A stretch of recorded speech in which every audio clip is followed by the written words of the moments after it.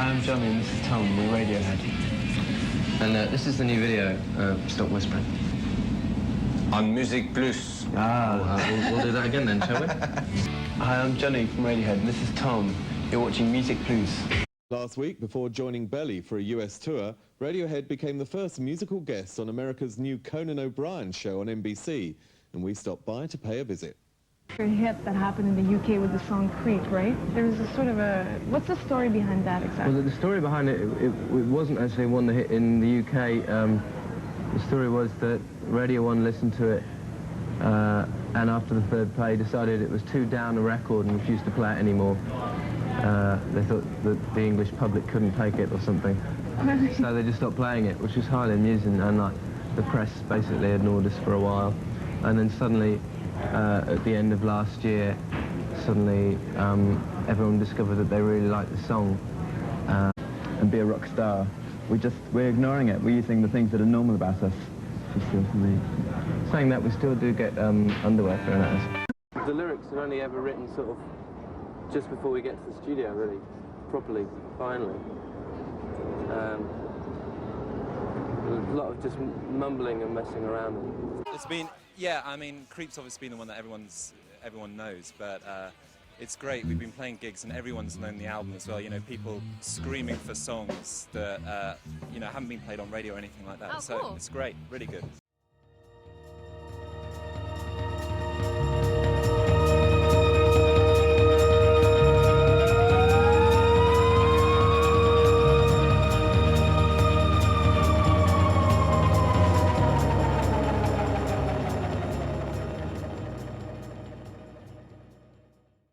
Welcome to Feeling Called Pod, where we celebrate Britpop, British rock, shoegaze, dream pop, Manchester.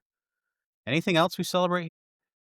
Birthdays. Yeah, we do celebrate birthdays. I think mine's next out of everyone here, so start planning. Happy birthday. Of course, we have Wayne here tonight. Hi, Wayne. Hello. And we have Paul as well. Hi, Yes, Paul. that is me. That is I. To whom you are speaking. For all of you tuning in for our award-winning Oasis coverage, we'll be returning to that in the near term. However, we also want to have some fun and diversify our musings over here, so we want to do something else for this episode. So guys, we each picked 3 debut albums by some of the UK's finest. I think it was mainly UK, right? We didn't kind of go off into any like avant-garde German types of artists. But we put them all on a digital spinning wheel and spun to decide which one we should talk about tonight. I'm trying to remember who I picked. I think I did Suede, Spaceman 3, and The Verve. You remember who else we had on there? The I think Smiths? Suede was mine. I did Suede. Okay, well then I must have forgotten my third one. I don't even remember. Yours was Blur Leisure. That's right. Yeah, we'll get Leisure. to that one someday. In any case.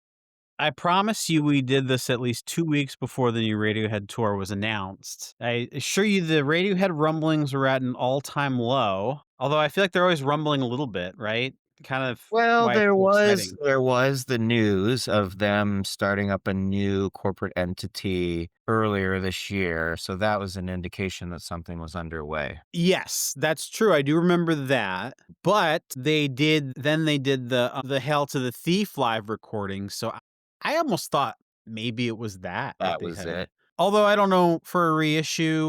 I don't know if they do like a whole company for a reissue. Yeah, I don't think they need to.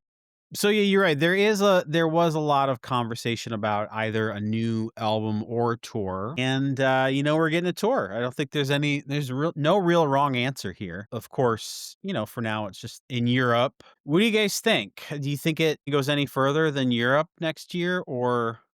I think they're ramping up. I think the idea is to play these shows, and I'm guessing then they will do a new album, but I could be wrong. They're not the kind of band just to go out and play the hits and that's it. I don't feel that Yeah. that's not their vibe. I don't see that either. I would like to think that this is a way for them to all be in the same place. They're playing the music that we are all accustomed to and then working on stuff while they're between shows, I hope. And then, yeah, like Paul, I've got to think we got to get some new music perhaps next year or two. Yeah, so I was reading that Colin was on the Adam Buxton podcast. I think I sent that link to y'all. But he said 70 songs. They are 70 songs. rehearsing 70 songs. So And that's a lot. this okay, so this is a thing, and maybe we've touched on this in the past, but because we talk about Oasis, and it's not just them that basically sets their set list into stone for an entire tour. A lot of bands do that. But a lot of bands, I don't know if a lot of bands, I would say most bands do that, right? Like most bands don't really stray too much from their set list. And if they do, maybe it's like a little pool of 5 or 6 extras. And then depending on what night, like I think Pulp did that on their last tour. And we each went to a show. The three of us went to 3 separate shows and we got a slightly different set list. But 70 songs is insane. Theoretically, I say theoretically, but in all reality, you're probably going, if you go to 2 shows, because I think they're doing 2 shows in each city, right? They're But those are doing probably going to be completely different shows for the most part. I think. I don't know. Yeah, I mean, 70 is super ambitious. I can't imagine. But, also I'm not a professional musician, but that's a lot. Oasis are just doing the same set at every single show. And yeah, you're right. Pulp varied their set list a little bit, but I think have to go into jam band territory if you want to talk about, different set lists every night. And I don't really want to go down that. Well, I feel like, not to bring up a band that we all don't necessarily care for, but Pearl Jam has historically done people follow that band around because they'll play for 3 hours each night and it's pretty different from night to night. So I know um, it's not the norm, but man, if you're a fan of a band that does that, I think it's just extra special because you can go to those 2 nights. I wonder what the overlap is on people going to both nights of Oasis. I mean, I'm sure there's plenty of people doing it, but I don't know. You're getting the same exact show 2 nights in a row. Uh, I don't know. I think if you're starved of it for so long, is the case with Oasis, you probably don't mind. Yeah, that's a good point. I think I would go back to back Oasis and be quite fine seeing both the same set list. I wonder don't if think I McCartney. would do that. It's just too much money. Like, it's too much money knowing you're gonna get the exact same thing both Yeah. nights. Yeah, in the scenario I'm considering here, I'm wealthy. Yeah, you're really well off. You're probably not even buying tickets. You're probably getting on the list. Yeah, I'm calling Noel's special contact and Yeah. getting in for free. I wonder if Paul McCartney is going to double dip and go tonight too. Well, I hope he can afford it. There was a funny clip, or not a funny clip, but a little clip of McCartney with his phone out recording a video of Little by Little. It's been going around. That's really very sweet McCartney, isn't it? It is because it's like, what do you plan to do with this video? Are you Yeah. gonna He's probably going to send it to James and be like, if you were a Send it real to James. musician, you'd be playing to this type of audience. So mean. I know, but I don't know. They have a weird relationship in my head, but probably a really. He's gonna send it to James and he's gonna say, "Sorry, they didn't play Little James." My joke was McCartney wasn't filming; he was Shazamming the songs to see if he had any copyright infringements he could log. Good. Anywho, guys, well, we're here to talk about Radiohead's debut record, Pablo Honey. I feel like I like doing these things with you guys. One, because I like you guys, and it's fun to talk about music. But I always end up learning, a healthy list of things I didn't know. So, Pablo Honey, do you guys know that's a Jerky Boys reference? I did. You actually did know that? I knew that called it- before I knew what the Jerky Boys even was. I did not Well- know that, so I'm so what's I need more information. Well, so you remember the Jerky Boys, right? Yeah, Like, yeah, yeah. So apparently, I probably listened to a bunch of the Jerky Boys right around this time, early 90s. They were very popular, funny dudes. So I can't recall the specific sketch or prank call, but I guess there's one that's where they're saying Pablo Honey in it, and I'm not sure what the joke is exactly. I should probably look it up and watch it later just to, I don't know, kind of connect more with the Yeah, record. I actually don't know what the skit is either. I just know it's a Jerky Boys thing. That's so weird. I didn't even think about like the title of the album and the meaning. It never crossed my mind. So that is an unexpected way to begin this episode. Wayne, were Jerky Boys popular in England? No, I only heard of them when I moved here. I'm not saying that they weren't popular, but didn't I didn't come across it. So I wonder how they, I wonder how I mean, I guess the variety of ways that they could have found them, but I do think I guess me in just my pop culture bubble, I do think of Jerky Boys as being like this very New York, New Jersey-esque kind of comedy duo. But I don't know. Okay, I so guess here's something interesting. I just Googled this, and the first thing that pops up is a Reddit entry, and I'm only looking at the first sentence, and it says skit where they got the title is sampled on the album and the song How Do You? really. I didn't scratch that far into the surface. I didn't catch I that. didn't know that I didn't know that one, so we're all learning something new about Radiohead and the Jerky Boys. Did they have to pay the Jerky Boys to sample that? So hang on a second, digging further into this. Okay, so I just looked up what the sketch was, and it says it's a Jerky Boys prank call where the caller poses as the victim's mother. Victim of what? They don't really state in this little, and says, Pablo, honey, please come to Florida. York said it was appropriate as the band were mother's boys. Okay. What is that? And what is Mother's Boys? Like a mama's boy, they all love their mothers. Yeah. It's pretty crazy that they sampled it. I had no oh, wait. Sample appears at okay, it says I can play it. I'm gonna hit play here. At one at 1:40 is what happened. It must be buried in the mix underneath or something. Okay, you can hear it, it's barely in there. You can hear some, like, voices right there during the crazy piano bit. Yeah. Huh.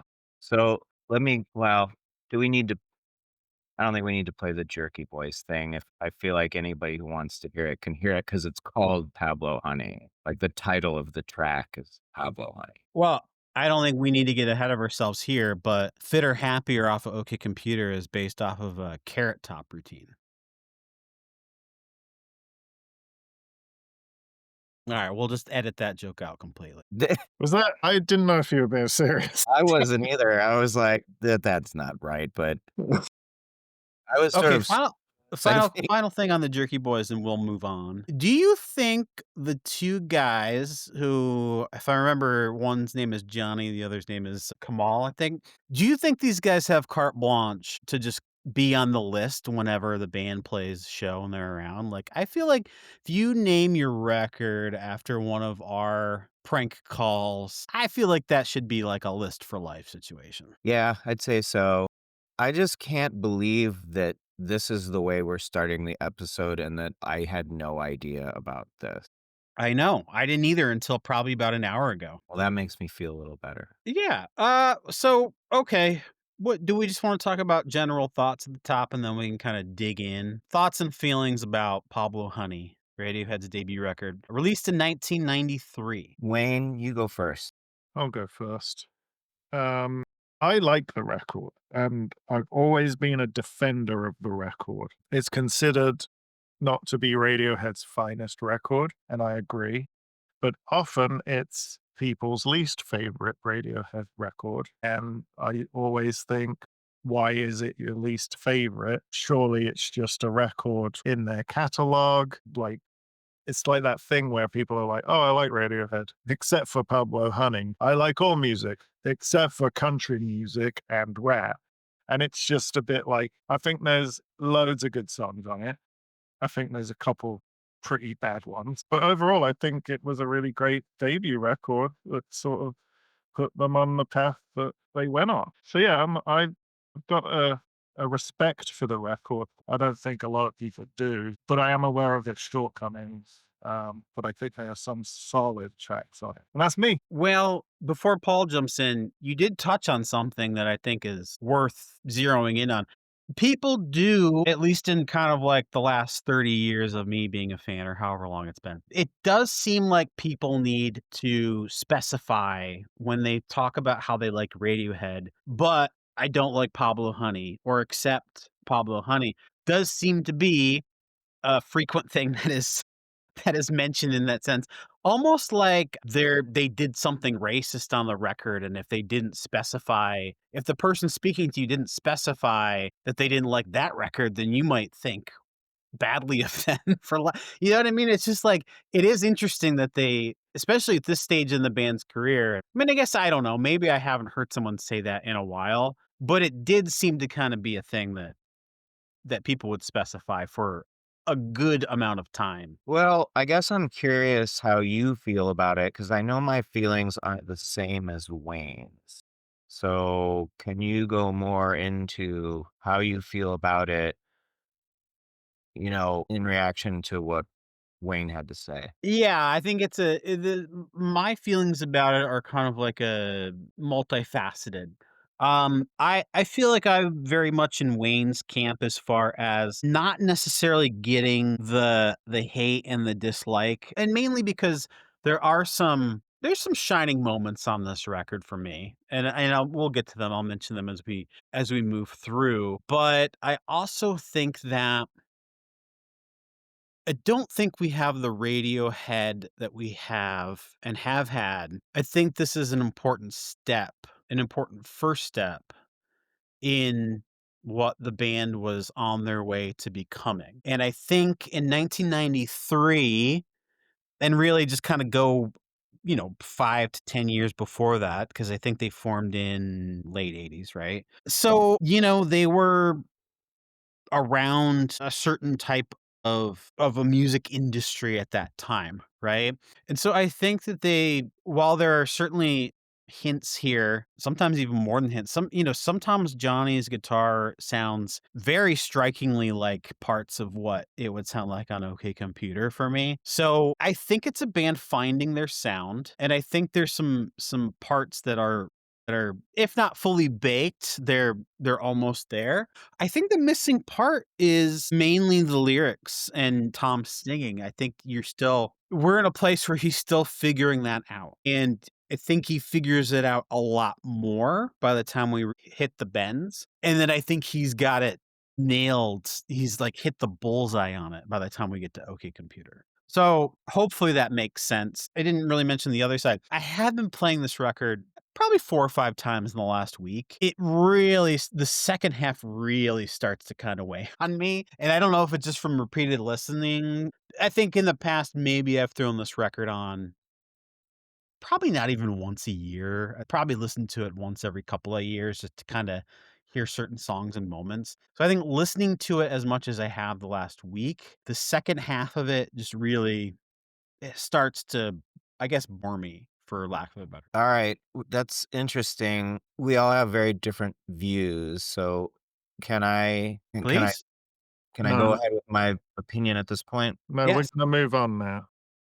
So, I definitely don't have the enthusiasm that Wayne has for it, and this is coming from somebody who, like, I went to see them play live when this album came out, so I was into it at the time, and I hadn't listened to it in many years because it's just not close. It's not even it doesn't come close to touching any of their other records, and I think that's why people feel the need to say, "Yeah, well, but Pablo Honey."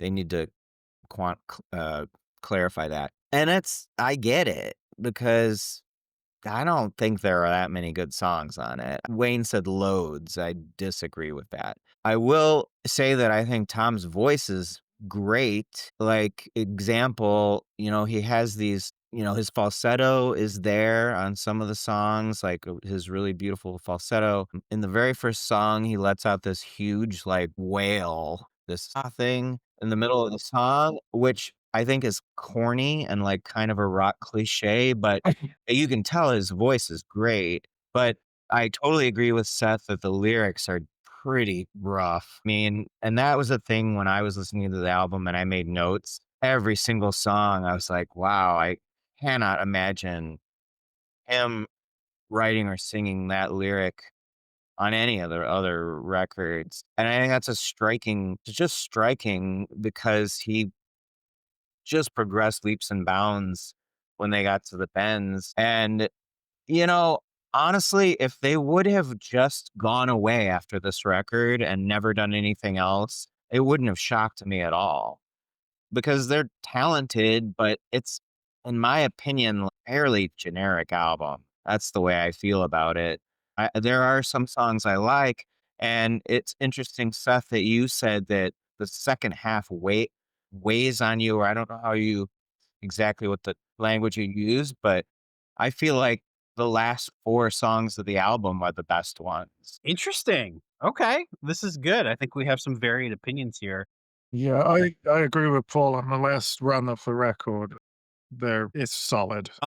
Well, okay, so if we're to kind of break down how the band and the record came into existence, because kind of my point is, I think either this record gets recorded and they kind of move forward as they have, as we've all known it, or they never record this record and we never have a band called Radiohead that we all love and who has given us such amazing music and really great shows that we've gone to. And what I mean by that is, when they were I think they got together in secondary school, right? It was before Oxford, and they were actually offered a record contract. Island Records had interest in signing them as On a Friday, which, just as an aside, it struck me. They called the band On a Friday because that's when they performed. And I couldn't help thinking that our own Wayne Russell performs on a Friday.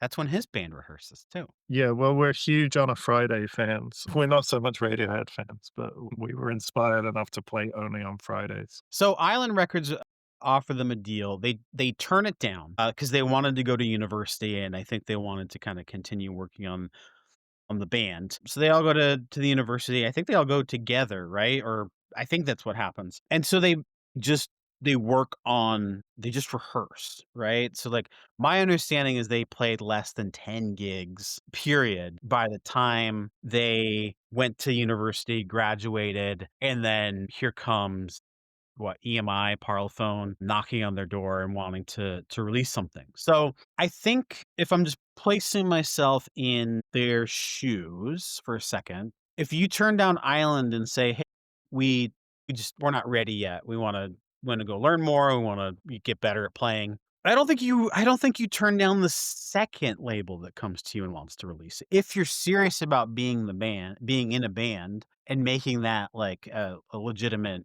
career, it seems to me that you would say, well, let's be honest. I think most bands are hungry enough that they would say yes to Island. So that in and of itself, them having that, I guess, foresight, you could call it, to say no to them.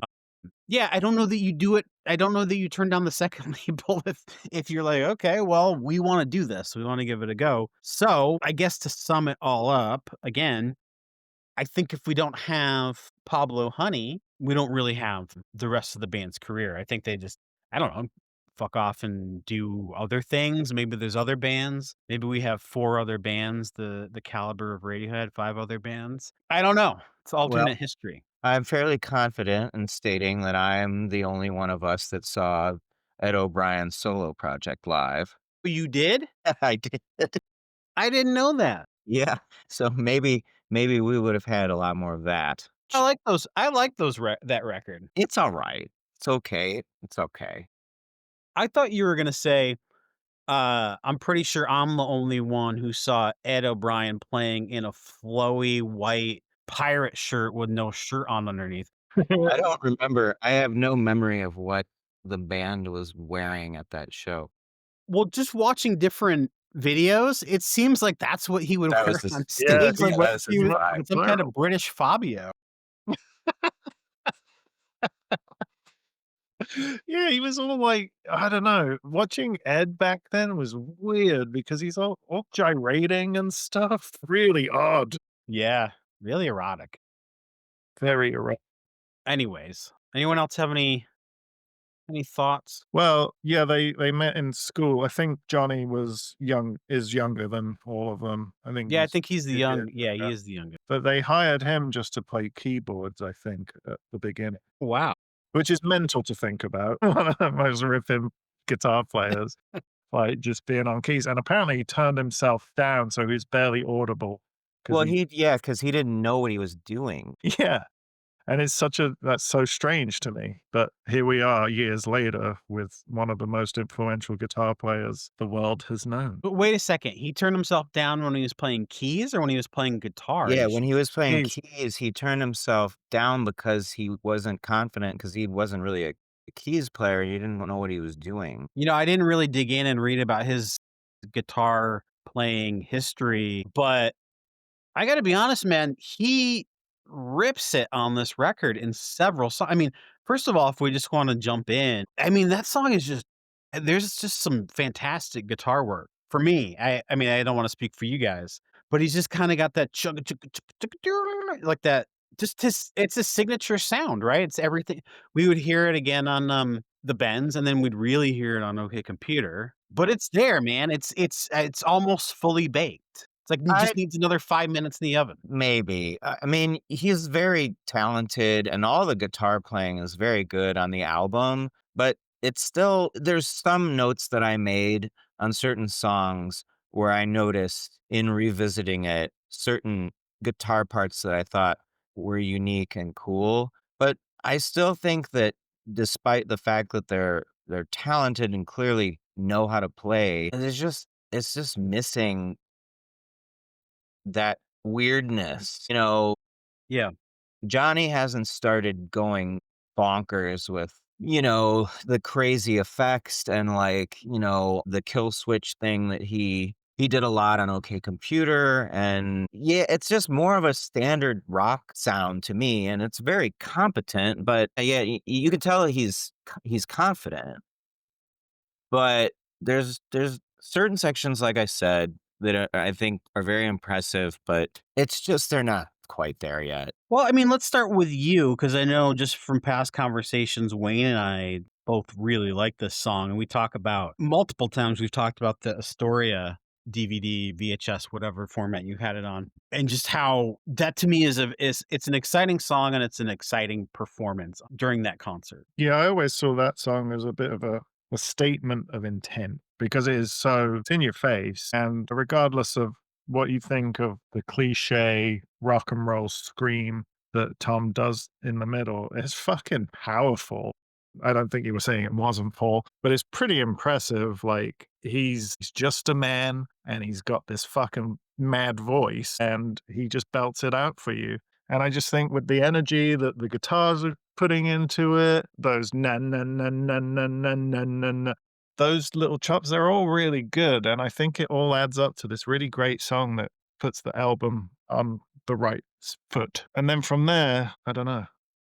Well, I'll go one further, and I'm sure Paul will clutch his pearls after I say this. I think "You" fits on the Bends. I Absurd. think this song could be on the Bends. Yeah, I I think think it's so that too. good. Think Johnny's guitar playing sometimes even is reminiscent. It's hinting at Paranoid Android for me. No, I hear what you hear, Seth. Paul is an advanced being.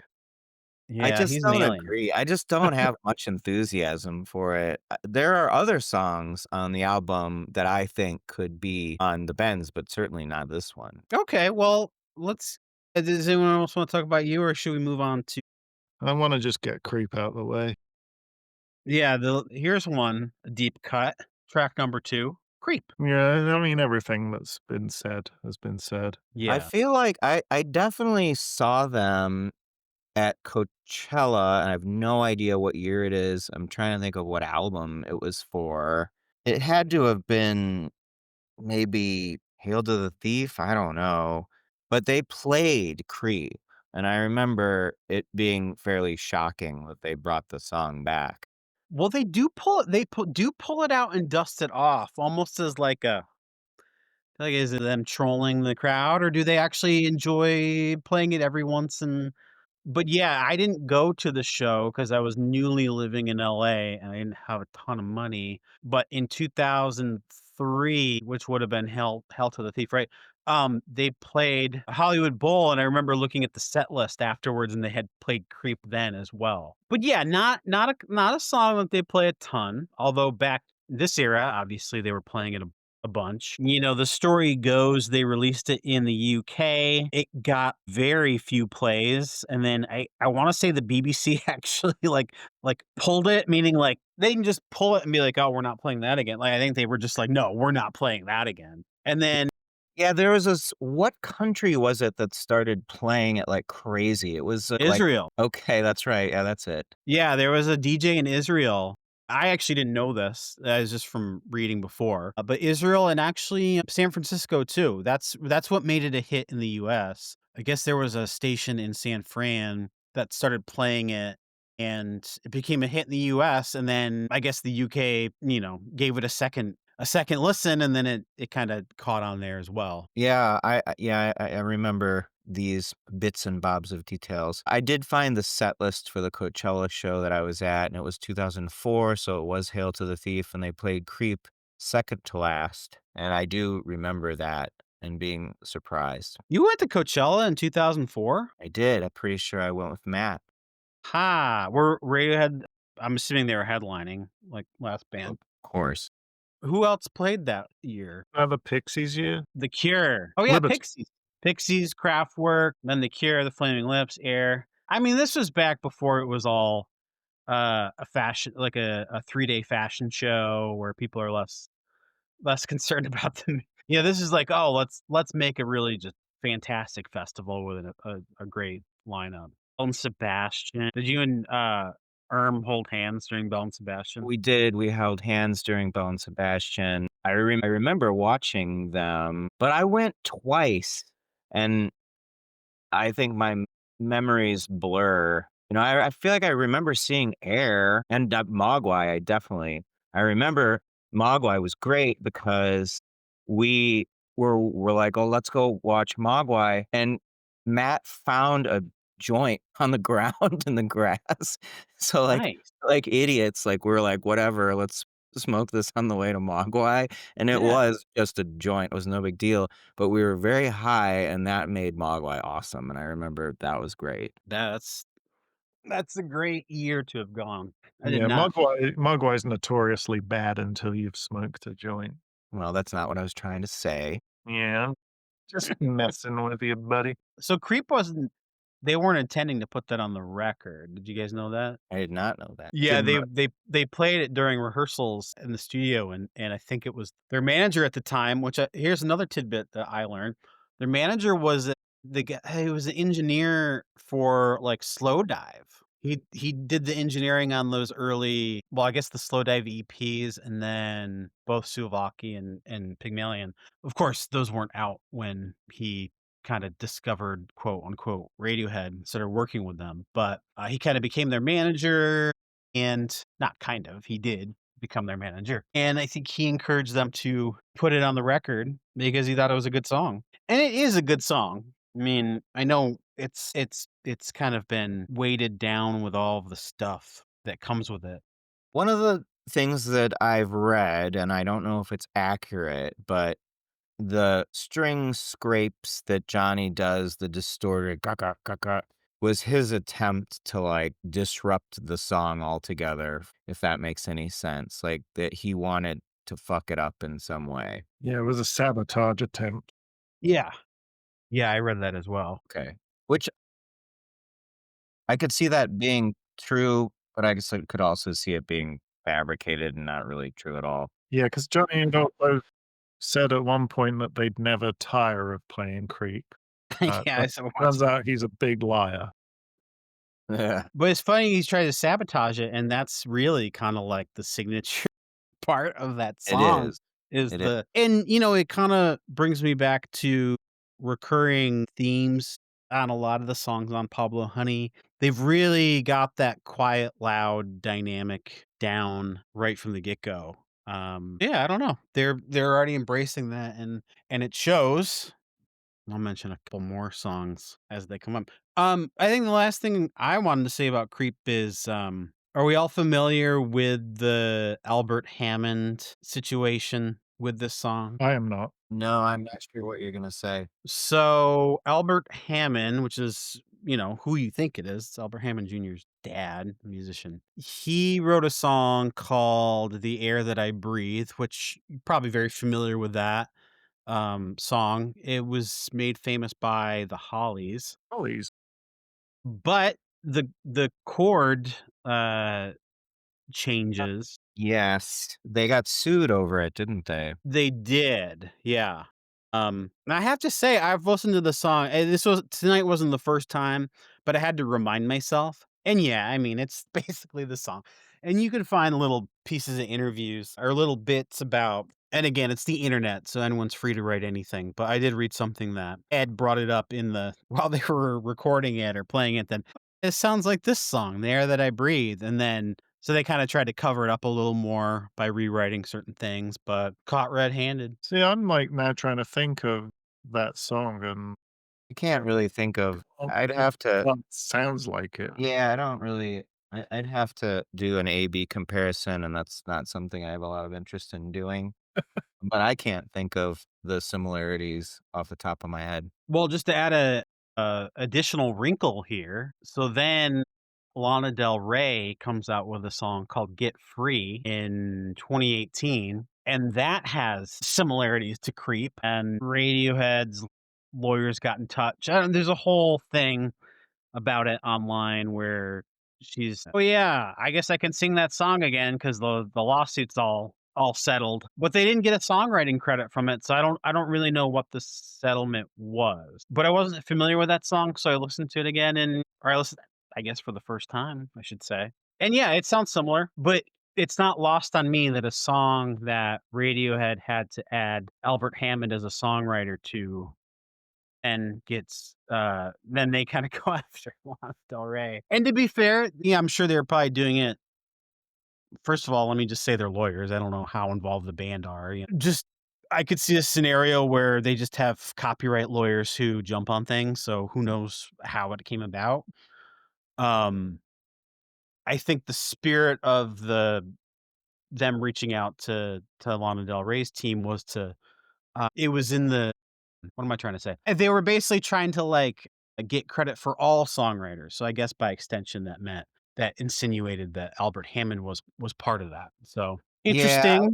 I just Googled it, and it says that the resolution was not made public, and apparently Lana Del Rey claimed that Radiohead were asking for 100% of the royalties, and they denied that, so this definitely sounds like attorneys acting on behalf of the band, and, you know, I don't think Tom York is sending DMs to Lana Del Rey. No, I don't think so. I really don't. Well, maybe, yeah. I mean, that would be great to kinda get a peek behind that curtain and see when rock stars attack, you know? The only Get Free song I can think of right now is The Vines. I knew Yeah. you were gonna say that. Yep. That's a good That's song. a classic song there. I'm somewhat embarrassed to say that I was very excited about that band when their first album came out. They were good. They were exciting. They were part of that whole guitar rock, garage, whatever you wanna call it, explosion. Yeah, I guess along with the Strokes and the Hives and stuff. Yeah. I don't think you need to be embarrassed, Paul. It was just I'm a No, I something don't think so. at the I'm a time. little embarrassed. I did see the Vines live once. Were How they was it? good? Yeah, they were good, but apparently the main guy had, like, mental health issues, and you never knew whether he was gonna perform well or not. But it Mm. was a good show as I recall. Yeah, I think he was very bombastic as far as I think maybe he's like knocking stuff over and just being crazy. But yeah, I remember I think he did have a condition. For some reason or another, recently I thought about them and I looked them up and they released like 5 or 6 more records. And Yeah, they did. I didn't know that, but seems like he was able to I guess part of me thought like, "Oh, did they just dissolve and did he kind of just have a really bad time with his illness, or did he get it together?" And it sounds like maybe it's a happy ending. Maybe. They definitely continued on, but they were huge for a while. Yeah, yeah, they were big. But and there were I was so into them that I, like, would buy the singles, and they had, like, good songs on the B-sides that were very, like, Beatlesy, very inventive songs, but then I remember the second album came out, which I don't even remember what it's called, and I recall not being into it, being disappointed. Yeah. Well, not every band can be Radiohead and release Pablo Honey and then go on to knock everyone's socks off with the rest of their catalog. So, should we move on to the next song, Yeah. Called How Do You? which is, as we previously mentioned, the one with the Jerky Boys sample, which I can't believe I'm saying that, but It was the early '90s were a different time, Paul. I know, Try I to guess try to send yourself back to those days. I don't like this song. I don't like it either. It's bad. It's just that snarling young Tom York thing that I just don't connect with. His voice sounds like he's trying to do a Johnny Rotten. Johnny Rotten. Yeah, totally. And the other note that I've written down is that I can imagine Green Day playing this song, I'll have Yeah. to go back and listen which is again. not a compliment. No, I know. Coming from you. Coming from Wayne, it would have been, but Yeah, I love them. Love those Green Boys. I like Green Day. So the only other thing that I will say is that near the end, or I guess around the area where the sample is, there's this plonky piano and Johnny's going crazy on guitar, and that's pretty cool. But then it just kind of fades out, and it's like, I don't think that part's cool. I think it's a lack of ideas.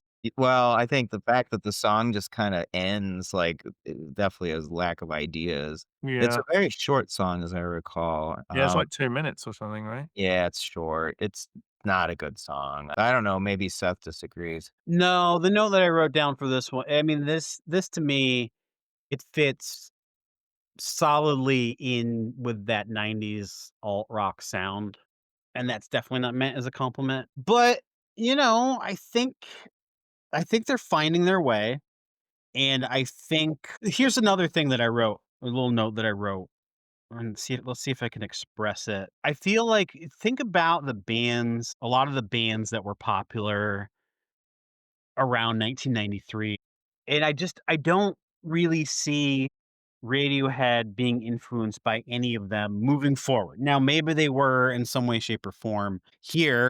Now, I know that the label really pushed for a US producer just because the US sound, quote unquote, was popular then. I can only assume that they're referencing grunge. Here's a interesting thing that I learned. They considered Steve Albini to be producer for this record. I don't know if it got as far as asking him, but I think I forget the exact reason, but I think the label didn't think that he was experienced enough with this sound or so. I forget what it was, but they didn't think he was a great fit. I guess to be fair, probably at this point, every band or every label or every management, whoever you're talking about here, was probably considering, at least in a passing manner, to get Steve Albini to record their record. I mean, he was very popular and continued to be up until his untimely passing. I'm picturing I'm picturing Pablo Honey uh run through the Steve Albini board. Yeah, it would've sounded a lot different. I just did a quick Google, and as an aside, I found multiple articles with the quote from Steve Albini, quote, "The Strokes fucking suck," which that sounds like him. I mean, when did he say that though? Did he say it in 2001? Because I would be okay if he revised it by 2003, but 2002. if he just went the rest of his life thinking that, then I would have to strongly disagree with you, sir. Well, I disagree, but we could do a whole episode on Albini, We should probably do that next. maybe. I don't know. I actually did meet him once, and Yeah, Chicago, right? You said you yeah, guys would have, bumped into each other all the time. well, no, but he was, that band, The Screaming Females? Yeah, I remember. I know So, the name. yeah, they hired him to record a live album at this great venue here called Hideout, and so he was in, like, a mobile recording truck out behind the venue, like, recording the show, and I went to the show with a buddy who I think my buddy Carl, I think he mastered a couple of Screaming Females albums. So like we went and like, well, let's go see Steve. And I just was like, I'm not saying anything. There's nothing I can say to Steve Albini that he will find interesting. So I just kind of shook his hand and was like, hey, and stood there. Yeah, well, I probably would have done the same thing. Just from my standpoint, it could have gone one of two ways. Either we would have fallen into talking about interesting shit, or I would have said something and gotten a sarcastic reply, and then it would have been silent and awkward. Yeah, that's probably the more likely scenario. I I will say I saw Shellac play probably 2018, and it's the only time I'd ever seen a Albini-oriented band play live, and they were fantastic. I mean, just the energy of the crowd and fun band. I had, hoped to see them again. Well, Well, okay. maybe we'll see them, and maybe Dave Grohl will take Steve's place. We can only hope. And then he just waters down all the tunes and just records a bunch of, like, mid-tempo. So, Stop Whispering is next. Yeah, which was the second single. I think the song is good. I think it's a good choice, I guess. If you're to look at the track listing and say, "Let's pick a second single here," I think you could probably do much worse. I think the vocal by Thomas is strong here. He goes for it with the oomph that you were kinda talking about. I mean, I have to think anyone listening to this whole record in 1993 would, at the very least, walk away with a respect for his vocal range, because I think he kinda hits some really good notes on this. Yeah, I agree. The vocal's good. I kind of went down a rabbit hole with this song when I was listening to the album, and the US single version is much different than the album version. It's acoustic based and instead of the rhythm guitar on the album version is electric. And I actually A-B'd them and enjoyed the single version more. I thought it was just a little better. And I also thought it was interesting when I was looking into it that most of the Radiohead singles and EPs are on the streaming services, but this one is not. And I wonder why that is.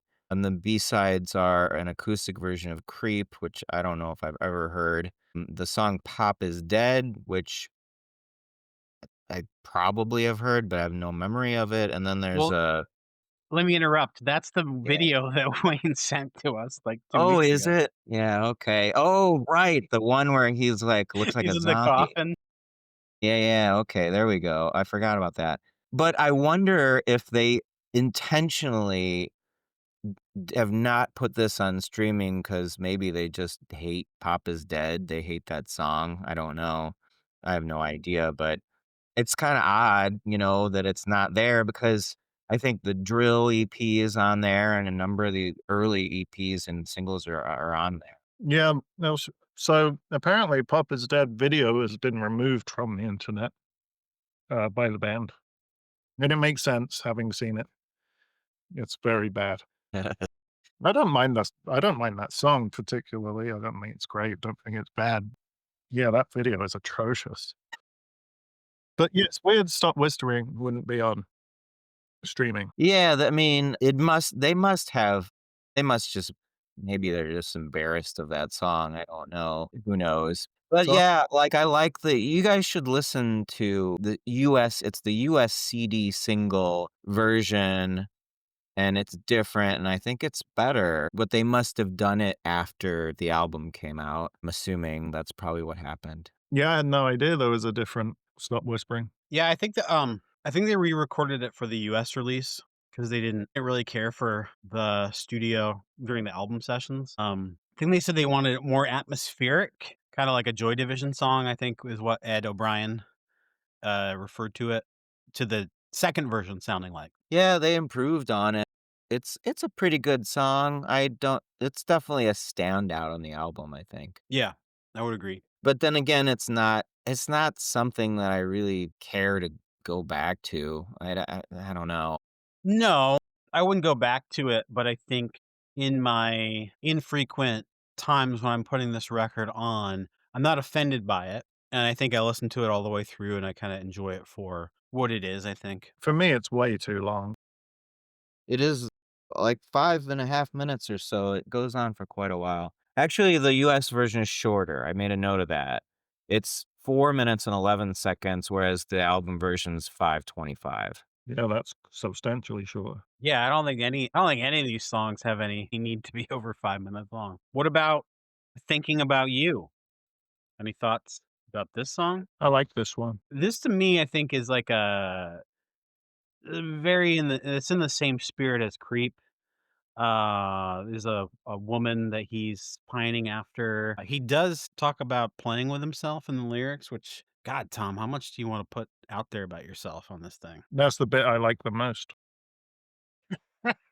I mean, actually, the melody is really strong, but at the same time, I can imagine the Goo Goo Dolls playing this song. Oh, yeah. It's just I can that imagine 90 acoustic sort of sad sack ballad, and you can see where he's going with it, and he eventually got there to, like, a much cooler place. But, yeah, it's got a good melody, but the lyrics are bad. At the end, Johnny has some cool modulated lead guitar, which I'm guessing is like a univibe kind of effect that he used, which I liked when I went back to it. But, again, it's like with all the amazing Radiohead songs, why would you go back and listen to this? true. Well, I think for me, I start with "You" because I love it, and then I just let the record play, and I leave the room, I think, So and I you have forget. this record on vinyl. I do. It might still be sealed, though. That's a I little don't remember if embarrassing. I don't think if I've opened it. Well, Wayne? that says a lot. I don't think it sounds like the Goo Goo Dolls, but now I'm embarrassed that I said I liked it.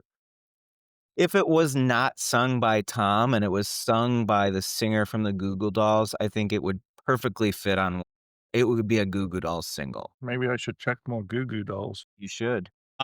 Okay. Well, moving along. And you All wanna right. So anyone can play guitar. I feel like I already know I think because I like this song, I think you guys are gonna say you don't, I would right? never Am I do right? that. Am I wrong? I would never do that. I wouldn't do it either, but I have serious beef with this song. So let me tell Beef. you what I like about it. I think the intro is really good. I think it's moody. And then I love how the guitars build and then drop out. And, we're talking a lot about Tom and Johnny, obviously, but, let's give Colin some credit. You hear his bass, his bouncy bass really well during this song, and I quite enjoy it. That's a really good point, and I think valid praise. I do like that. Overall, though, it's going back to sneering Tom York, and I just can't do it. Yeah, I have to point out, like, the lyrics are just awful. I wanna be in a band when I get to heaven. The worst part of the song is when he gets all growly and goes, I wanna be Jim Morrison." It's like, "Ew, what do you ugh, I hate that." Oh, okay. So when Mogwai references Jim Morrison, you're okay with it. But when That's an Radiohead does, it's an instrumental. Um, okay, I agree with all that. I think the lyrics are bad. The reference to Jim Morrison is bad. How he growls is bad. But if the part where he's like, "I want to be in a band when I get to heaven," um, I feel like I probably listened to this song, I don't know, 10 times before I even realized that's what he's saying. So, really for a while, this song really only offended me during the Jim Morrison part and has a whatever, I can get past that. I think musically, I think it's a really strong song, and once again, to me, it's a harbinger of amazing things to come just from what they're doing with their instruments. I Yeah, don't know, man. for me, a lot of these songs on this record are vastly superior on that Live at Astoria DVD because I just think there's not that studio restraint to the band on that live recording. So, like, the guitar solo at Astoria is way better than on the record, and I just feel like I don't know. I don't like this song very much, but I think that it is improved in certain settings. Yeah, well, I definitely agree with you about the Astoria thing. I think they'd been on the road, they had been playing these songs, probably maybe evolving isn't the right word, but just playing them in different, like maybe looser or more tight, whichever, pick a direction. I think they can be good in either way and maybe different for different songs. But yeah, I really like Astoria. Paul, have you ever seen that or have you seen it recently? Not recently, but yeah, I've seen it, and I actually went on Discogs just now to see if it's available, and, I mean, you can order it on Amazon doesn't have it, but, like, it was released there's, like, a surprisingly large number of versions of it, and I was thinking maybe I should try to get one. Did they ever release it on Blu-ray? Because I have a old DVD of it. Yeah. No, and that's the thing that makes me hesitant because, example, I went to watch Mulholland Drive and I only had a DVD version and I put it on and it's not a bootleg. It wasn't Mulholland Drive, it was Lost Highway. And it was a DVD of Lost Highway and it looked horrible. Yeah. I'm like, I'm hesitant to buy a DVD of anything, but, it might be worth the risk. Well, I should dig my DVD out and just see what the There is a quality is. US version. Let me see how much it costs. It's also on YouTube too. Yeah, I'd rather watch it on my TV, No, I'm with Well, I you. guess I Yeah. can't do it on my TV, but I don't know, I guess I'm just old enough to prefer a physical copy. But yeah, you can get it cheap on Discogs, like, doesn't I mean, not very much. Let's see, like, there's one that's $10. Maybe I should just buy it. I mean, I'll sell you mine for 9. I'll do mine for 8. 750. Wayne, I know you're a big fan of this show, and I find it hard to believe that you would sell me your copy for $8. Yeah, I would I never do actually that. would not sell you mine either. I love it. Yeah, okay, so anyone can play guitar. That was also a single, Yeah. and I Yes. think that single is on the streaming service, so That's another horrendous music video. is it? Yeah, there's a lizard in it, which I like, but that's about the height. How long do lizards live? Don't know why I had a serious answer there. I don't know. I'll let you know Sure, well, it when depends a lizard on the dies. lizard. I mean, I would think that, like, iguanas probably live a lot longer than salamanders. Well, because I found that turtle in my backyard, I was thinking about turtles, and some certain turtles can live to be like 80 or 90 years old or whatever. So I didn't know if I lizard. The whole reason I'm asking is because part of me is like, is that lizard from the video? Still kicking. He's so probably the doing interviews. Well, I aren't there turtles that lived, like, hundreds of years? I think so. Think so. We Tortoises. should do a separate episode about turtles. About the turtles. It was just Imagine turtles in me and general. you. So, the B-sides to the single are Faithless the Wonder Boy and Coke Babies, and I can't think of how either of those songs go. I was listening to Coke Babies earlier, and it's good. I still think Banana Co. is probably my favorite song from this era, even though, yes, you're right, it's on the Street Spirit single officially, but they It were was playing written it. around this time is what you're saying, right? Yes, yes. Okay, fair enough. I did listen to Banana Co., and it was like, yeah, this is a really cool song, I like that one. Yeah, it's interesting because, that song to me is like, okay, well, this to anybody who listens to this is like, this is where Radiohead was going. Where, sure, I mean, dork like me can point to things on Pablo Honey and try and make a case. But in the end, I don't know how well I would convince anyone. But I think Banana Co. would convince plenty of people. That's a great song. I mean, the fact that they recorded it and didn't put it on the Benz speaks to how great the Benz is. Well, yeah, but I mean, so just the B-sides in general from that era are a lot of those are so good that Yeah, I but think we it's can't just get like, into that now. no, no, no, no. That's just a hint for It's a things to hint. come. Well, now we have Ripcord. What do you guys have to say about this? So I wrote, and I'm trying to remember how the song goes. Some Benz like guitars on this one. Yeah, I have a few notes on it, but it's fine. I really don't have much to say about it. It's just another Pablo Honey song, which unfortunately doesn't have a Jerky Boy sample on it. So That for we know of. Ripcord, Yeah, I thought about Ripcord and thinking like, if I like the second half of this record more, then I'm going to consider Ripcord to be on the first half of the record. Because after that, I think the record gets better. Well, it's Let- interesting because this is where I start to peter out. I think if we're to just go really quickly, You, Creep, Stop Whispering, Anyone Can Play Guitar. Those are all songs that I think I could be good with. Uh, to a certain extent, more with some than others in that list. And now we're kind of getting to, I mean, not to tip my hand, Blowout is a song that I really dig. All right, well, But we're not there yet. I know, but I'm just saying between Ripcord and Blowout, I don't know that I have much to say. I'd have a So lot to say. Yeah, I got some. I'll Yes. turn it over to you guys, and I'll chime in as I come up with.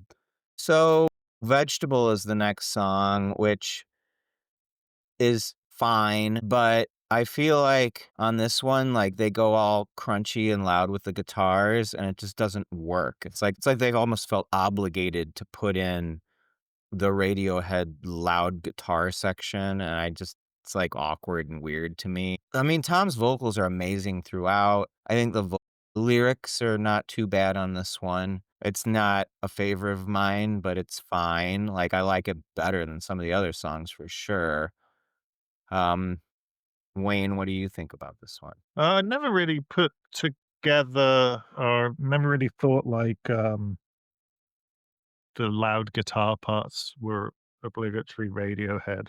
Yeah, I like the song. I think this is where I really start just kind of really getting into the record properly.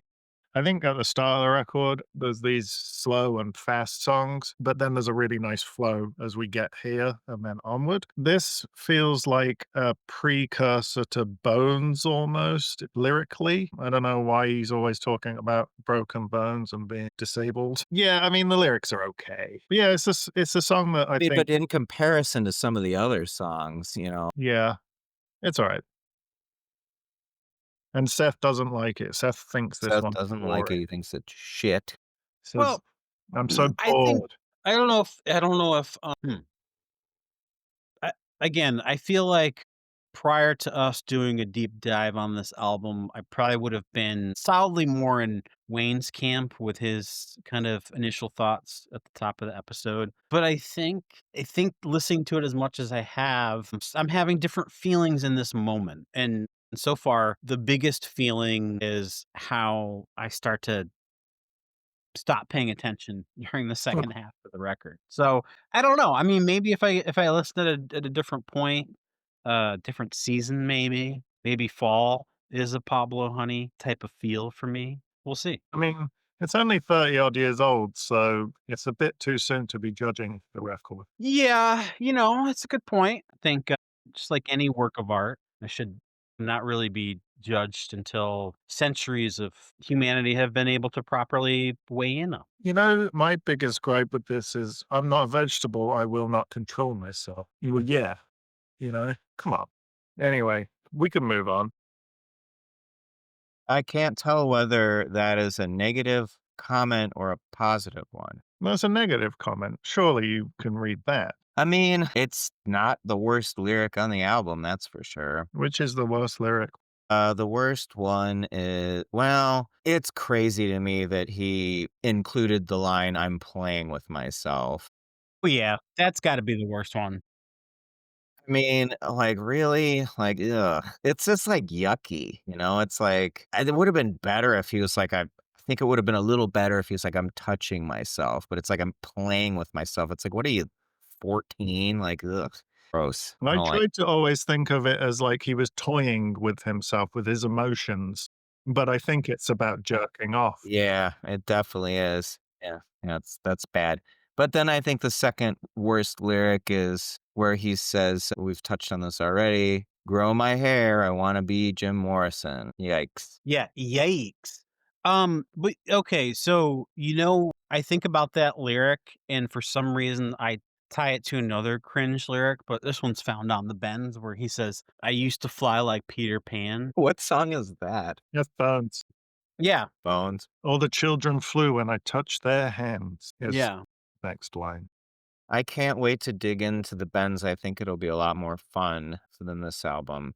I mean, which, honestly, like, it's fun to talk about this one because it's like, I think the main takeaway was like, wow. Like, for me, it's like, I think of York as like an incredible lyricist. And you go back to this and it's like, well, makes me feel better about some of the stuff I did when I was in my 20s. Yeah, but just think about McCartney. "I Wanna Hold Your Hand." Really, dude? Give me a break.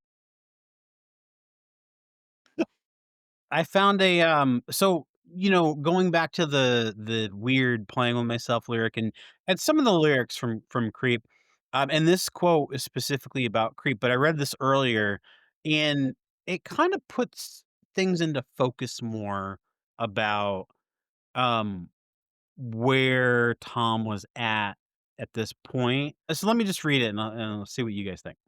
Asked about Creep in 1993, York said, "Have a real problem being a man in the 90s. Any man with any sensitivity or conscience toward the opposite sex would have a problem. To actually assert yourself in a masculine way without looking like you're in a hard rock band is a very difficult thing to do. It comes back to the music we write, which is not effeminate, but it's not brutal in its arrogance. It is one of the things I'm always trying to assert a sexual persona and on the other hand trying desperately to negate it." And I think that A bit of a word salad, if you ask me. well, but, to kinda distill it down to what he's saying, it's like, obviously he's a sexual being, but you think about what I mean, we're coming off Guns N' Roses and Motley Crue and all that shit on the Sunset Strip was just, like, 5 years previous, and actually kinda still going on right in this moment if you wanna, look at, Use Your Illusion 1 and 2, it's a couple of years earlier. Oh, yeah, I mean, now that we're living in 2025, I think a lot has changed in respect to, um, just men and women in general, but I think I see what he's saying about in 1993 to be in a rock band and try and pull chicks, but not be a jerk about it. Real masculine, like testosterone popping out of your head, out of your ears. You know what I mean? I don't know. It resonated with me and it's not an excuse per se of the playing with myself lyric, but maybe it points to where his mind was in that moment, I guess. I don't know if I honestly, It's when you okay. read that quote, I'm like, it just feels to me like he's really struggling to like justify some bad lyrics. I don't know. I could think of plenty of bands from the 90s who made cool albums that didn't have this issue at all. And like, but what year is that quote from? I guess I'm curious. 1993. Right. So Okay. it was right So when the record came out but you have to think about it. Tom is slash No, no, he's not. w- Slash. He's Tommy. was slash is. I don't know how much he is. I think there's still like a portion of him that's a little awkward. But I think in 1993 he was a very awkward person, right? Yeah, And totally. Yeah, he was a loser that couldn't get chicks, man. well, I mean, wasn't he already dating the woman that would become his wife at that point? I forget. I was just being a jerk. Wayne again with the jerkiness. Yeah. But okay, so fast forward to meeting people is easy. There are multiple awkward Tom York moments in that movie. And that's when was OK Computer already out when that film was yeah, it recorded? came out after, well after. Okay. So I mean, I remember half that movie is Tom being awkward, you know? Yeah, I mean, but it's also the director put it together and he accentuated those moments. I don't necessarily believe that that's an accurate representation of how he really was. I mean, like for example, that scene where it's like after a Chicago show and they're supposed to be an after party and they go to the wrong place and the door guy's a total asshole. It's like Yeah. that's not his fault, you know? Like it's like they were clearly given bad information or misdirected or they was just the wrong place. And they look very foolish because the guy's making fun of them. But it's like, yeah, like it sucks. And that's not his fault.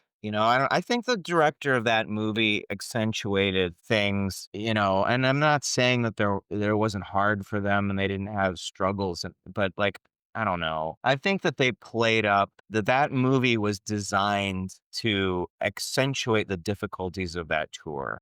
Well, that's a perspective I haven't really considered before, but you could be I right. mean, you gotta think about it. It's like that was the OK Computer tour. That album was fucking huge.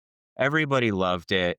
They're playing to big crowds that were obsessed with them at this point. There's just no way that whole and I get it, like, Tom was struggling with, like, being a famous person and, like, the being like, the band getting so huge, and that was difficult, but it's like, I went to see them, when they like, 2 times when they toured that album, and they were playing to sold out crowds where completely loved them. So, yeah, I mean, I'm not arguing that he wasn't struggling to deal with it, but it's not like he was walking around, like, constantly being made fun of or anything, like Well, here's how I think of it. He was 28 when OK Computer came out. He was only 24 when Pablo Honey was released. So we're talking about a difference of only 4 years. And he's becoming incredibly famous in that time. So I think there was a point where, he was he was still this awkward person in his 20s. I mean, I think the Tom York you see today and probably have seen in the last, I don't know, probably Kid A era through now, through Smile, very reassured, very, when he talks in an interview, I think he gets his point across very well. You remember the part in Meeting People is Easy when he's being interviewed about Calvin Klein being at the show? And oh, did you talk to Calvin? And he's just like, yeah, I talked to him about underwear. It's just such an awkward interview. Well, it's a dumb question, like, I mean, but going back to touch on that scene that I mentioned a minute ago about them going to this after party, they go to the wrong place, and the door guy is like, they walk away, and as they're walking away, the door guy goes, Radiohead, dickhead. And it's like, man, you're the fucking asshole. Like, why did you have to do that? Like, Yeah. you could have just been like, "Sorry, man, like, I think you're at the wrong place." Like, why did he have to be such a jerk? And I feel like people watch that movie and they see that scene and it's like, no, that's not their fault. Like, it's none of their faults. It's like, well, that's the guy who should be getting shit, the door guy. I mean, fuck that guy. Like, what an Oh, and ass. I totally agree with you. That guy, the guy at the door guy or whatever. See, I always took it as he was trying to get like a seat, like a table at this restaurant or something. No, no, I think it was they there was supposed to be an after party that was, like, for them, like, a Radiohead, like, after party for after a gig, and that's my understanding of what it was, and I think I could be wrong, but my memory is that he goes up to the guy and it's like, "There's supposed to be an after party, like, for Radiohead," and the guy just completely makes fun of him, and Yeah, I think anyone who watches that scene knows that it's the door guy that is the complete jerk? And then, of course, what are you gonna do if you're Tom? You just gonna be, "Okay, I'm out of yeah, here. you walk away and I don't try to need be this like, wreath." "Okay," and the guy proceeds to, like, berate him Yell at as he's him. walking away. I wonder if that guy has ever been, like, if it's public knowledge who that guy is. I'm gonna Google "door guy in meeting people is easy." Dude, it says it was Nigel Godrich. That's not No right. wonder they don't get along anymore, and he's not producing The Smile. Okay, well I'm just kidding. I was trying to come up with a better joke that maybe would have made more sense, but well, that doesn't make any sense. anyways, what song are we on now? Okay, so I texted you guys and I said the last 4 songs on the album are all great, and this is, like, where the album really takes off for me. I love the last 4 songs. I think they're the best ones, and it's a nice relief because it's like, "Oh, shit, here they are, here they go." Like, this is them being really good for me. So, I think we're on "Prove Yourself" next. Right, yeah, and I think Wayne agrees, so I'm gonna let Wayne chime in on "Prove Yourself." I'm gonna allow it. No, I want you to go. I've been eager to hear this because you teased it with the Yeah, I mean, Prove Yourself, it's just a great song and like it has super strong melodies. I mean, the lyrics are fine. Like, I guess I'm Better Off Dead always makes me think of the movie. And I don't have a ton to say about Prove Yourself. I just like the song and it's kind of for me where the album finally picks up and it's like, okay, they're being themselves. The songs are getting good. It makes me, I thought of this thought today. I was like, well, what if, which is nonsense, but I'm going to say it anyway. It almost makes me wonder if the songs on the album are sequenced in order of when they were written.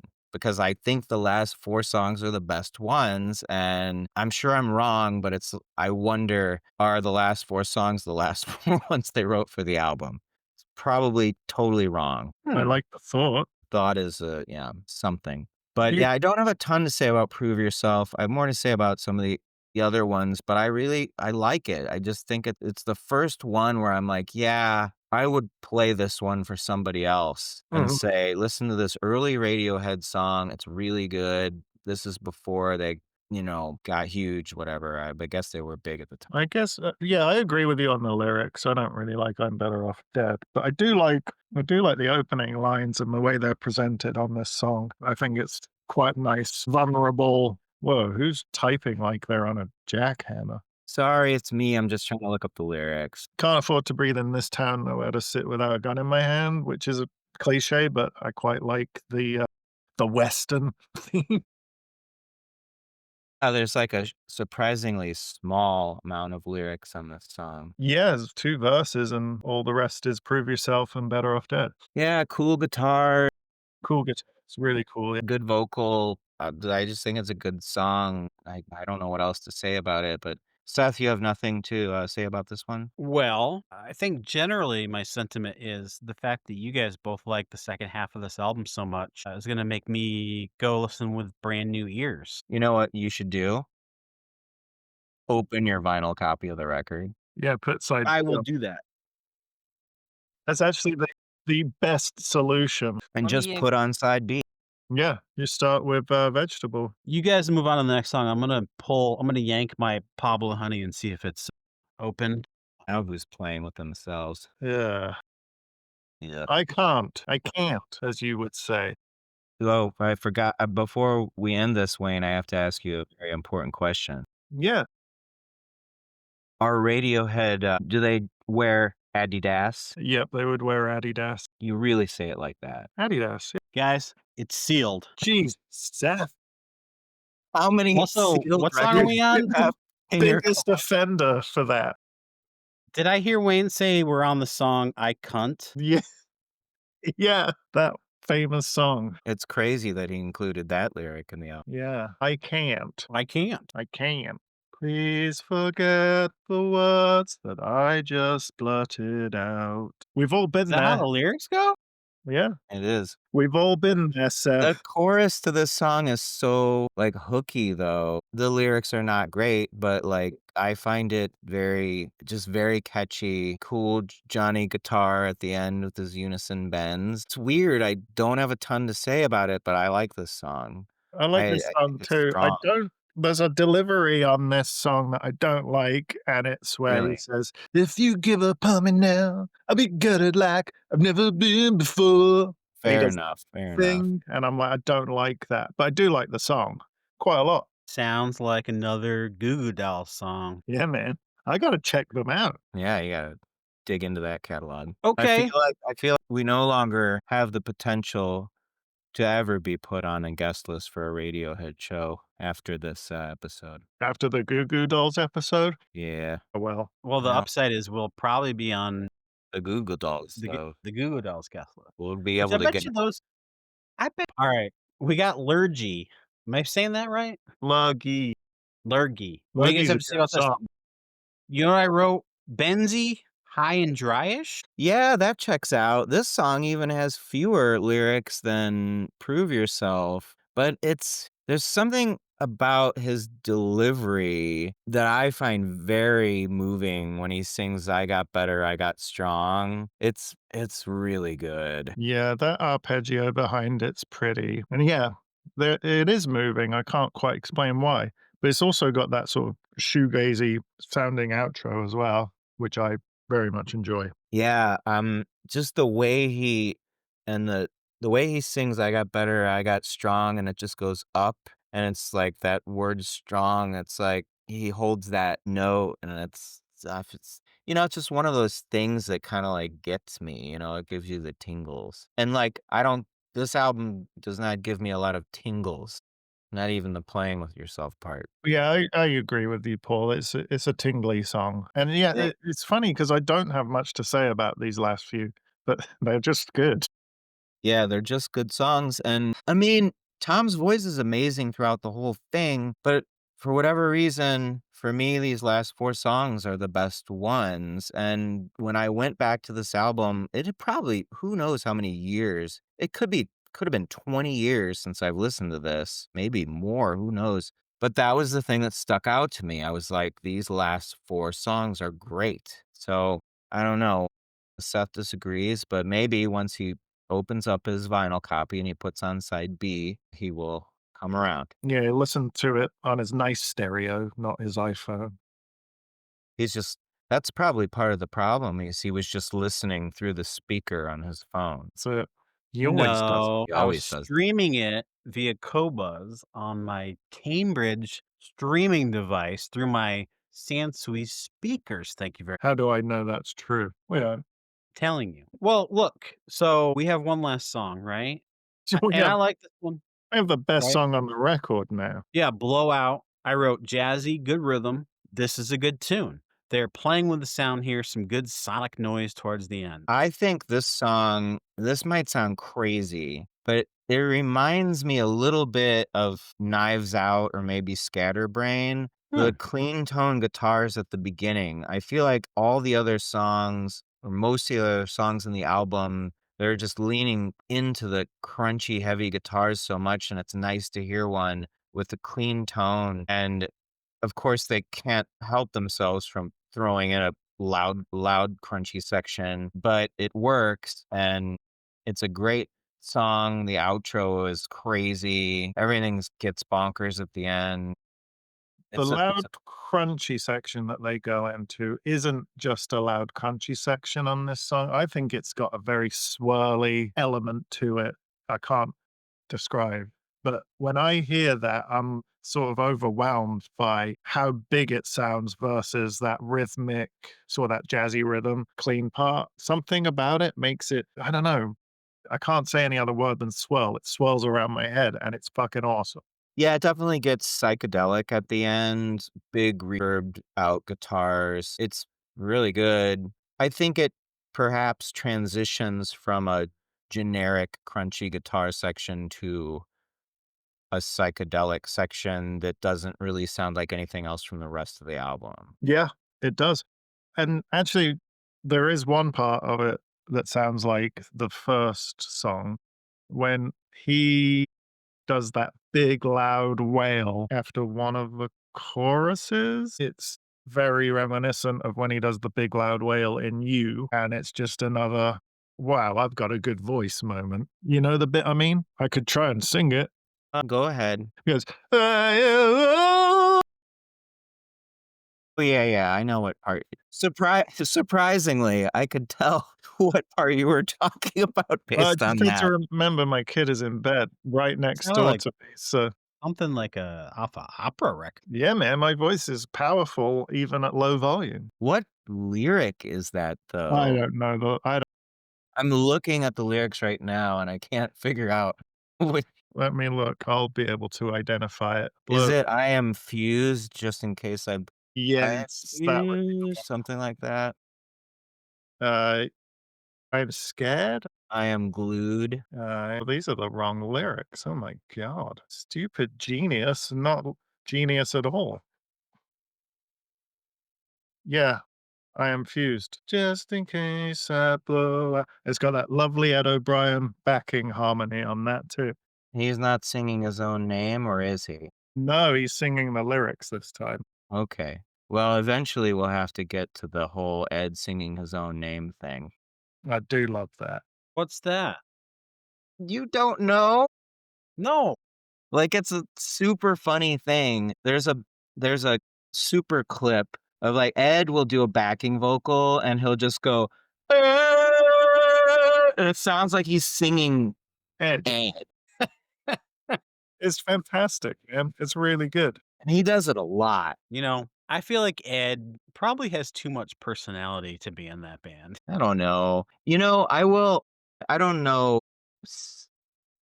if either of you guys have watched this, but Ed was on that pedal show, which is like nerdy to the max, but it's totally my jam. Think it was like around the moon shaped pool era, and he brings his pedal board in and he's like, "Yeah, here's how I do that sound," and it's like, "Holy shit," like, he's making all these crazy noises that you're familiar with from that album, but you have no idea where it's coming from, and it's like him, like, just fucking with his pedal board and his guitar, making these crazy noises, and it's very impressive because he's like, "Here's how I do it," and he knows exactly how to do it, and it's, like, super impressive, and he's underrated. I think a lot of people just don't know what he does. Well, much like the harmonica is the unsung hero of Oasis, Ed O'Brien is the unsung hero of Radiohead. I think we can all agree on that. I love Ed. I still laugh every time I think of it. What was he doing? Was he like reading a chat, like a live chat? Radiohead gangbang? I don't think that's ever happened. Boy. Anyways, Ed. He Well, would do like live videos, right, during the pandemic. that's what it was from. Yeah. Well, guys, I feel like we've learned a couple things. I feel like between the three of us, if we combined all of our notes here, we collectively love Pablo Honey. Collectively, I think that's true. I am gonna give it a rating Okay. out of 10. Okay. 6. Okay. Paul, would you like to give it a rating? I don't think I can go higher than 5. You Out can of go 10? 4 if you like. I don't know, 4 seems 4 to 4 I'll go 4.5, I guess, or 4.6. We're gonna do Pitchfork. I'm going to do 2.5 out of 6 Jerky Boy CDs. Wow. Don't know what that means. All right, guys. Well, So the Ed O'Brien show I saw, and I think that his whole solo, like, tour got completely fucked up by the pandemic because I just Googled this, and the show I saw was February 20. Yeah. So it was, like, right before things went haywire, and he played only a few shows in the US, and he happened to play Chicago, and I went, and I recall it being good, but I don't love that album, and I can imagine we might not cover that album. Well, we have We'd have to get a good 2 to 3 episodes in before we cover the, EOB album. yeah, we got Phil Salway's records first as well. For sure, for sure. do you remember what the EOB record was called? It's called Earth, or if you're Wayne, Earth. That, Eddie Das. I'd say I Cunt is probably my favorite track off of Pablo. You guys It's need kind of to like relax. iRobot. I Cunt. Icons. Is Anyways, there guys. is there an Adidas? Adidas. No, I don't think there is. Do they exist? Do they have their own stores? Oh, I think yeah. so. Yeah. Yeah, They're a big I brand. think there's Global. definitely one in Chicago. Huh, I don't recall ever seeing one. Somebody on the Oasis subreddit was trying to state that they bought one of those Oasis Adidas football kits, which are, I guess, selling out or hard to get or whatever. He's claiming that he bought them at the Adidas outlet store, which I Bought have one of what? those like a mile from me. So I'm gonna go pop in. I could barely hear you. What are you talking about? Bought what? One of those Oasis Adidas kits, that they're selling as part of their merch. Adidas and Oasis, they have like those football jerseys. I thought those were like standard merch at all the shows. Yeah, well, they might be, but some guy, you know what? I don't even know what I'm saying at this point. I'm gonna call. There are 2 Adidas stores in Chicago. I'm gonna call one of them and see how they answer the phone. And then You I'm really gonna want to hang up. peg Wayne on this one, huh? Nobody's pegging me. You want to do a gotcha. Right. Google AI overview. The brand's founder, Adolf Dassler, Addy, intended it to be pronounced Adidas. Hmm. So I'm just going with the original, and I'll stick to it. I want you to casually drop in that word in conversation with somebody you work with Yeah, and I've probably see done it. and see if they see if they know what you're talking about. Okay, I'll try tomorrow. It'll be on my first item to-do list. Meanwhile, I can't believe that guy's parents named him Adolf. What were they thinking? What were they doing? Well, Anyways, guys, what year was probably like 19, yeah, 20, 1920. 2020? But shouldn't they have been 1900. able to see the future? He was born in 1900. Wow. well, there you go. It's fine. Everything's fine. Hitler was 11 when he was born. Already a bad Gee. influence, I bet. Speaking of Hitler, guys, this record came out on April 20th, 1993, the day I turned 13, the day I became a teenager. Pablo Honey entered the world. Did Yep. you when you were 13 No, on CD? no, I didn't. Probably would have really resonated with that playing with myself. At 13, yeah. Guys, I got a Just in jet. case. Hey, you know, What? What? you don't need to be concerned just in case you blow out.